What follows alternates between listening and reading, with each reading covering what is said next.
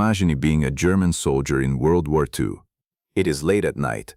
Somewhere in the darkness, you hear engines. Not one engine, not two, hundreds of them. You hear tanks moving, trucks shifting gears, soldiers shouting orders, metal grinding against metal.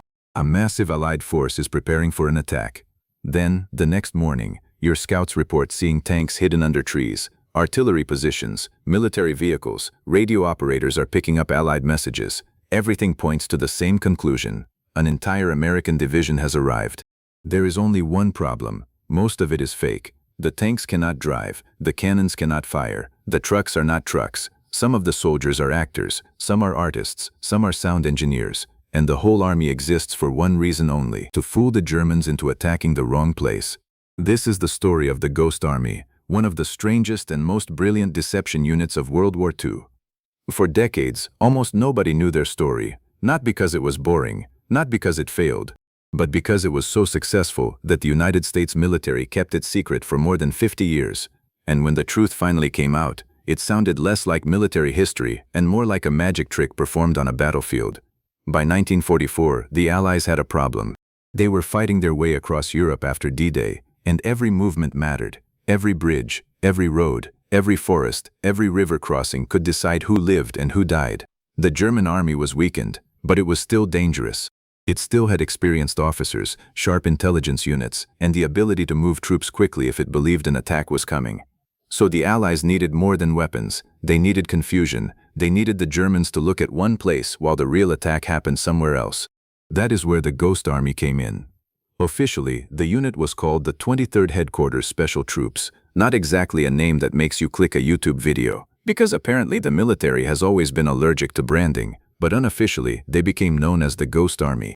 They were not a normal combat unit. A normal army uses tanks, rifles, artillery, and soldiers to destroy the enemy. The Ghost Army used imagination. Their job was to create fake military units so convincing that German intelligence would believe they were real.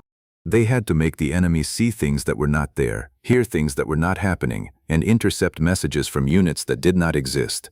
And they did this with four main weapons: visual deception, sound deception, radio deception, and theater. The first part was visual deception.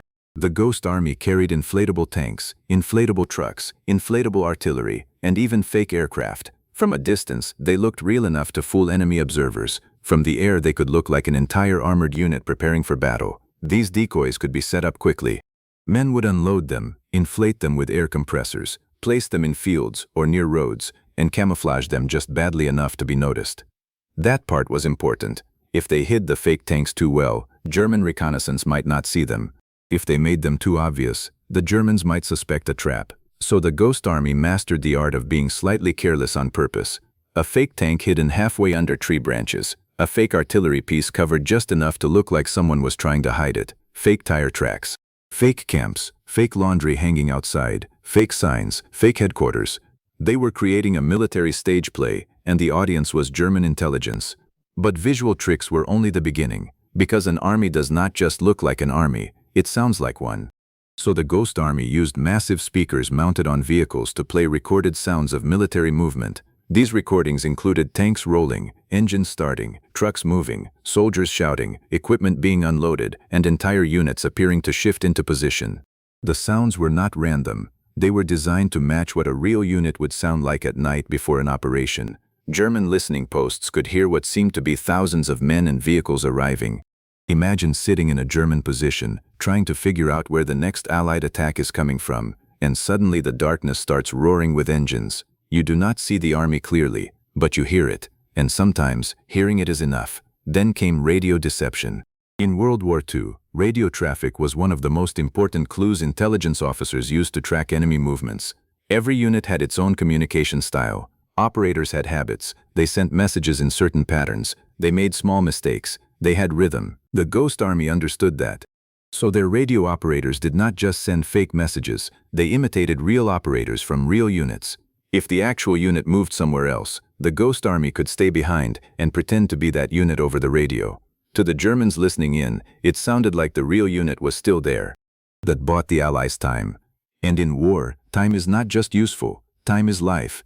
If German commanders believed a major American force was in one location, they might move troops there. They might prepare defenses there. They might hold back reserves. They might ignore the place where the real attack was coming. That was the entire point. The Ghost Army was not trying to destroy the German army directly. They were trying to make the German army make bad decisions.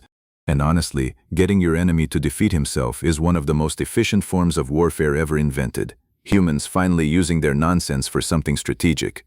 But the strangest part of the Ghost Army was the people inside it. Many of them were not typical soldiers. They were artists, designers, illustrators, architects, radio specialists, sound technicians, actors, men who understood how to build illusions, create stories, and manipulate perception. Some sketched what they saw in Europe, some painted, some had studied in art schools. Some would later become known in the world of fashion and modern art. And during the war, they were asked to use those creative skills not for galleries or magazines, but to survive on the front lines. Their canvas was Europe. Their paint was rubber, radio waves, and fear. Their masterpiece was an army that did not exist. One of the most important things to understand is that this was dangerous. It sounds funny now. Inflatable tanks, fake soldiers, speakers playing battle noises. It almost feels like a prank, but this was not a prank. The Ghost Army often operated close to the front, sometimes dangerously close. If the Germans discovered the deception, these men could be attacked by real artillery, real tanks, and real infantry. And unlike the army they were pretending to be, they did not actually have the firepower to defend themselves like a full division. Their strength was the illusion. If the illusion broke, they were in serious trouble. That meant every detail mattered. They wore the patches of other units. They painted fake markings on vehicles. They created fake conversations in local towns. They leaked false information where German spies or informants might pick it up. Sometimes, soldiers from the Ghost Army would walk into cafes and casually talk about imaginary troop movements, knowing that someone might overhear. They wanted rumors to spread. They wanted the enemy to hear a story from multiple directions and believe it. A fake radio message is useful. A fake radio message, plus fake tanks, plus fake engine sounds, plus local gossip, plus visible military patches, that becomes convincing. That becomes a reality built out of lies.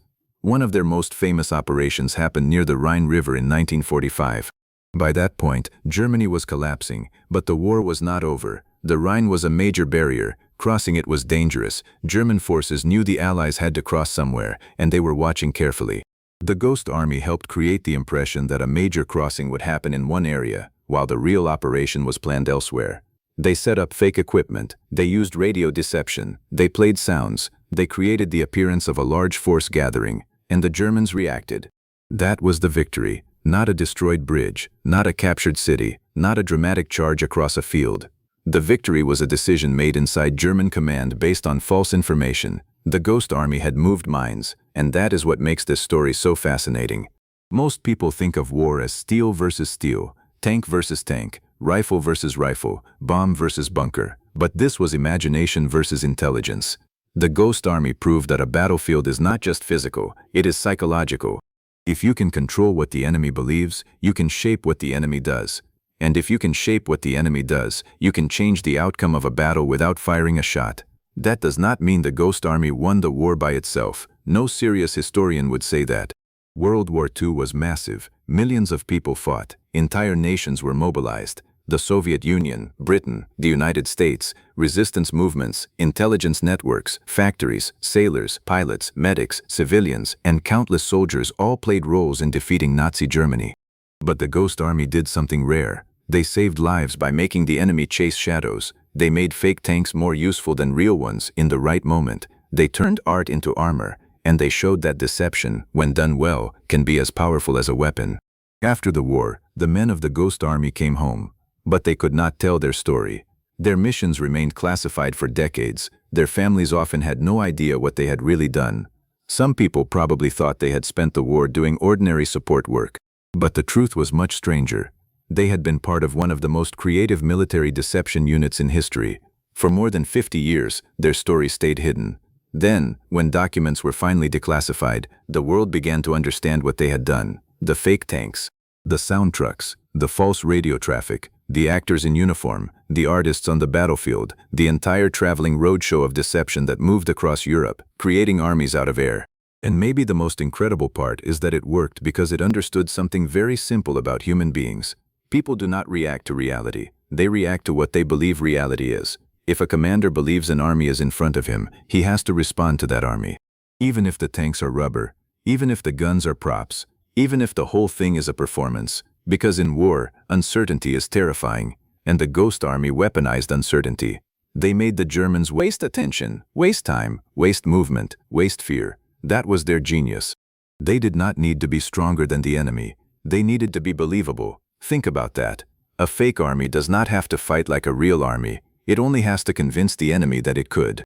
And for a brief period in World War II, a group of American artists, engineers, radio operators, and performers became masters of that illusion. They carried inflatable tanks through Europe. They painted shadows into strategy. They played the sounds of armies that were not there. And they helped protect the armies that were. So the next time someone says art does not matter, remember this. In World War II, art helped fool Nazi Germany, not with a painting in a museum, not with a song on a stage, but with rubber tanks, fake radio messages, and a battlefield performance so convincing that enemy commanders believed they were facing thousands of men who did not exist. The Ghost Army did not haunt Europe, it haunted German intelligence. And by the time the enemy realized what had happened, the real army had already moved. That is how you win a battle with smoke, sound, and lies. That is how a fake army helped change real history. And that is the story of the Ghost Army, the unit that turned deception into a weapon and made Hitler's forces fight shadows.